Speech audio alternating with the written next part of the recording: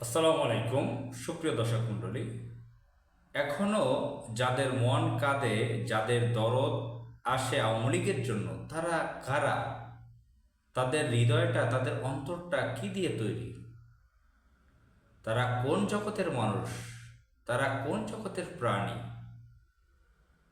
এটা আমাদের কাছে চিন্তায় আসে মাঝে মাঝে যে এত কিছুর পরেও সেই অসভ্য, বর্বর, চরম অসভ্য, আনসিভিলাইজড, চরম নোংরা, অশ্লীল, বিকৃত চরিত্রের আওয়ামী লীগ গোষ্ঠীর জন্য এখন পর্যন্ত যাদের মন কাঁদে, যারা ভালোবাসা দেখাচ্ছে, যারা দরদ দেখাচ্ছে। আহ, আজকে 6 মাস হয়ে গেল দিল্লির এজেন্ট শেখ হাসিনা ঢাকা থেকে পালিয়েছে দিল্লিতে। তো সেখানে থেকে বিভিন্ন উস্কানিমূলক কথাবার্তা বলছে।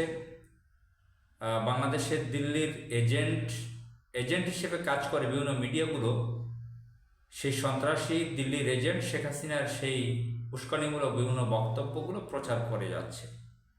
এবং বাংলাদেশের বিভিন্ন সোসাইটির মানুষ ভালোবাসা দেখাচ্ছে, দরদ দেখাচ্ছে আওয়ামী লীগের প্রতি। আজকে আমি যখন কথা বলছি, ঢাকার ধানমন্ডিতে 32 নম্বর বাড়ি হিসেবে যেটা পরিচিত 32 নম্বর হিসেবে যেটা পরিচিত, গুন্ডা শেখ মুজিবুর রহমান, ভারতের পালিত সন্ত্রাস গুন্ডা শেখ মুজিব এই 32 নম্বরে থেকে গুন্ডামি করত, সন্ত্রাসী করত, সারা বাংলাদেশে বিভিন্ন অরাজকতা তৈরি করত, লুটপাট করত, মানুষকে মেরে ফেলতো, ওখানে বসে সব করত, চাঁদাবাজি করত, সন্ত্রাসী করত।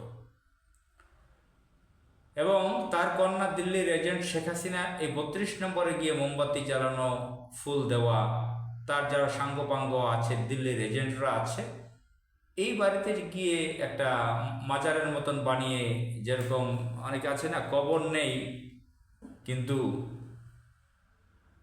সেখানে লাল একটা শালু টানিয়ে, শাহ ওয়ালিউল্লাহর লাল শালু আপনারা পড়েছেন না?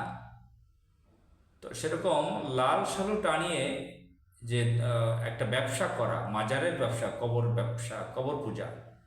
তো শেখ মুজিবের, গুন্ডা শেখ মুজিবের সেই বাড়ি, সেখানে বিভিন্ন ধরনের চেতনা ফেরি করা হয়, বিক্রি করা হয়। সেখানে কিছুদিন পর পর গিয়ে ফুল দেওয়া হয়।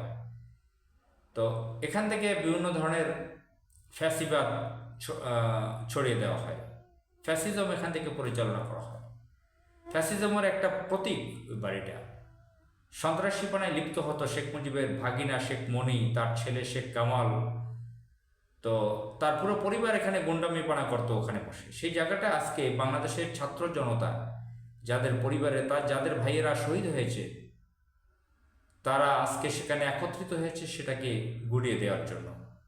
এবং বাংলাদেশের বিভিন্ন জায়গায়, কুষ্টিয়ায় মাদক সন্ত্রাস, মাহবুবুল হক হানিফ, দিল্লির আরেকটা এজেন্ট শেখ হাসিনার, তার পান্ডা, তার বাড়ি গুড়িয়ে দেওয়া হচ্ছে। শেখ হেলাল, শেখ মুজিবের ভাতিজা নাকি, সেই সন্ত্রাস কুখ্যাত, তার বাড়ি গুড়িয়ে দেওয়া হচ্ছে খুলনায়, সিলেটে, রাজশাহীতে, বিভিন্ন জায়গায় আমরা খবর পাচ্ছি। এগুলো ইতিবাচক খবর। বাংলাদেশে ফ্যাসিজমের আস্তানা কেন থাকবে? দিল্লির এজেন্ট গোষ্ঠী আওয়ামী লীগের আস্তানা বাংলাদেশে কেন থাকবে? এগুলো কেন গুড়িয়ে দেওয়া হবে না? এগুলো করা হচ্ছে, এটা ইতিবাচক। 5 আগস্ট হয়ে গেছে, অতীত হয়ে গেছে, 6 মাস হয়ে গেছে। কোন আওয়ামী লীগের গায়ে টোকা পড়েছে? তারা বিএনপি নামক রাজনৈতিক দলের বিভিন্ন নেতাদের সাথে মিলেমিশে বাংলাদেশে এখন পর্যন্ত আছে, চাঁদাবাজি করতেছে, মাস্তানিও করতেছে বিভিন্ন কৌশলে। এটা কি ভাবা যায় জুলাই আগস্টের অভ্যুত্থানের পর, বিপ্লবের পর আওয়ামী লীগ এদেশে থাকবে? আবার অনেকে সুশীল সেজে মায়া দেখাচ্ছে, মিডিয়ায় বিভিন্ন কথা বলছে, গুন্ডা শেখ মুজিবকে বঙ্গবন্ধু বলে নানান কথা বলছে, তার বাড়িটা কেন ভাঙ্গা হচ্ছে, এটা সেটা। এখন পর্যন্ত এই দরদ ভালোবাসা কেমনে দেখাতে পারে এই মানুষগুলো? আশ্চর্য একটি বিষয়। কেন এই ফ্যাসিজমকে রাখা হবে? আসসালামু আলাইকুম।